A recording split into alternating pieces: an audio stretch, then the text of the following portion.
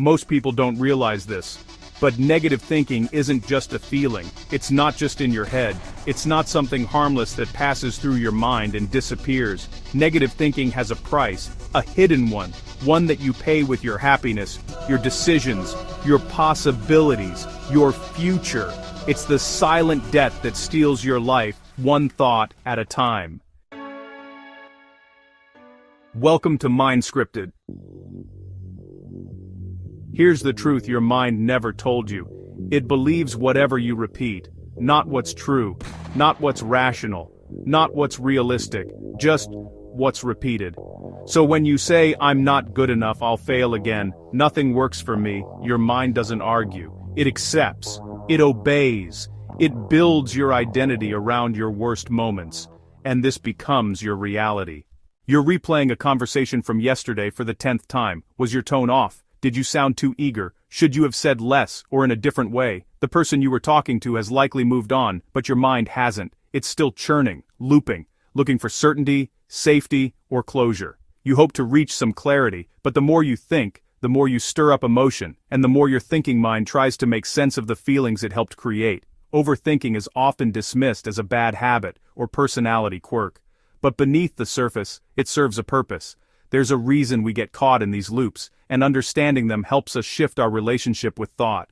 In moments of discomfort, the brain scans the body, draws on memory, and predicts what's happening or what might go wrong next. Neuroscientist Lisa Feldman Barrett describes this as the brain's attempt to reduce uncertainty by creating meaning through prediction based on past experience. Feldman Barrett, 2017. In this light, overthinking becomes a form of sense-making. From an evolutionary perspective, this makes perfect sense. Uncomfortable feelings could signal danger, requiring immediate interpretation and response.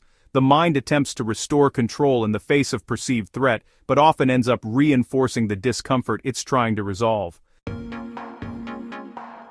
Negative thoughts don't just make you sad. They make you blind. They make you see risks where opportunities exist. They make you avoid chances that could change everything. They make you choose comfort over growth. Every negative thought is a door closing before you even try to walk through it. You think you're protecting yourself, but you're only shrinking your world. In therapeutic work, I often see that overthinking arises from an unconscious narrative. If I can just figure this out, I'll feel better. But the nature of that thinking, the shape, tone, and focus, is influenced by the state of the body. We often assume our thoughts are objective, neutral reflections of external reality, but they're not. They're deeply influenced by our physiology in the moment. One well-known study of Israeli parole judges found that the likelihood of granting parole was lowest just before lunch, around 10%, and highest shortly after lunch, around 65%.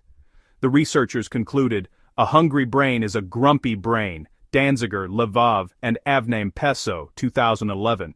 In other words, cognitive decisions are not made in isolation, they are shaped by our internal state.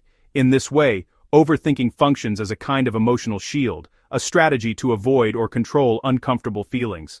Cognitive models of anxiety similarly describe worry as a means of staying in the abstract to avoid fully feeling what's beneath, Borkovich et al. 2004. The irony is that while the mind loops to reduce uncertainty, the act of looping often intensifies it. Research shows that intolerance of uncertainty is a major factor in worry and excessive mental activity, Dugas et al. 1998. When we don't feel secure within, the mind compensates by trying to solve everything externally. Science is clear. Negative thinking literally rewires your brain. Stress chemicals spike, focus drops, memory collapses, and creativity shuts down. You become mentally slower, emotionally weaker, and spiritually tired. The more you think negatively, the more automatic it becomes. Your mind starts choosing the darkest possible interpretation of everything. You don't just think negatively, you become negativity. Negative thinking convinces you to hold yourself back. You don't apply for the job. You don't start the habit. You don't speak up. You don't take the leap. You don't believe in your own potential. You stop trying because you already assume the worst. You fail before you even begin. That is the hidden cost. Not the pain, but the wasted future. Negative thinking is fear in disguise, fear of failure, fear of rejection, fear of judgment, fear of the unknown. You call it being realistic, you call it preparing for the worst, but deep down, it's fear controlling your choices, and fear always demands a sacrifice. Your freedom. The more you fear, the less you live. A major shift occurs when people begin to see thoughts not as facts, but as reflections of inner state. When we're fatigued or dysregulated, thoughts tend to be more catastrophic, self-critical, or confused. Polyvagal theory, Porges 2001, suggests that our physiological state determines how we perceive safety and threat. Thought content follows. In practice, I've observed this again and again. When people reconnect with their body through somatic practices, their thoughts change. Clarity returns not because we solved the thought, but because the state that produced it has shifted. A more helpful shift is in how we relate to thoughts, not by suppressing or challenging them, but by being the observer of them. When we recognize thoughts as mental events rather than truths, we create space. We become less identified with the content and more attuned to the context. This shift, from identification to observation, creates a pause, and, in that pause, we can return to the body, to breath, to the here and now. Clients often describe this as feeling like themselves again, less scattered, more grounded. Negative thinking doesn't just distort life, it distorts you. It makes you forget who you could be. It replaces your potential with your insecurities. It replaces your voice with past pain. It replaces your dreams with doubts. You stop seeing yourself as someone capable, powerful, worthy. You see yourself as someone who should hide, and that is the highest cost of all. In my experience, overthinking begins to dissolve not through reasoning, but through reconnection, to the body, to breath, to intuitive inner signals. Anyone who's tried meditation knows we can't control what thoughts arise, but we can choose where to place attention. A colleague once described thoughts as trains pulling through a station. My extension to that metaphor is this. When we jump on a train, the sounds, the smells, and the views from the window are all determined by that train and its destination. If we board a thought, we will be taken on a ride, and thinking is just that, a ride, not reality.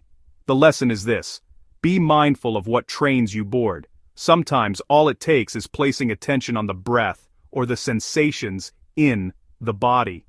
These small acts of attunement can break the loop, not because the thoughts disappear, but because we return to something more stable than mind. Interoceptive awareness, the ability to sense internal bodily states, has been linked with improved emotional regulation and reduced rumination. Fustos et al., 2013. In practice, this awareness often marks a turning point. People shift from analyzing to sensing, from control to trust.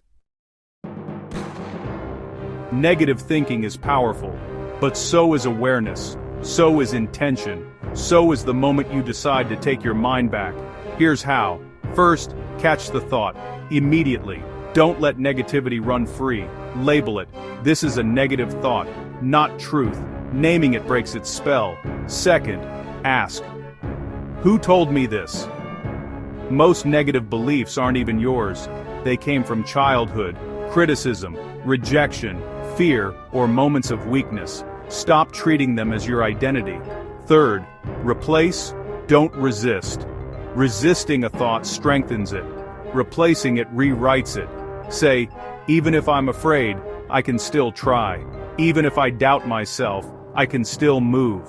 You don't need perfect confidence, just a better direction.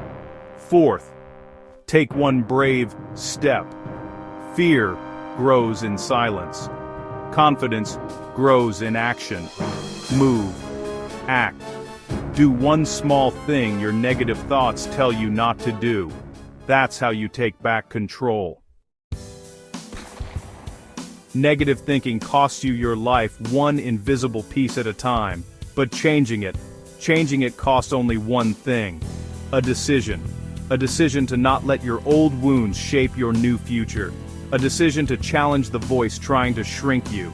A decision to not let fear make your choices for you. Your mind is powerful, but so are you when you choose to take the controls.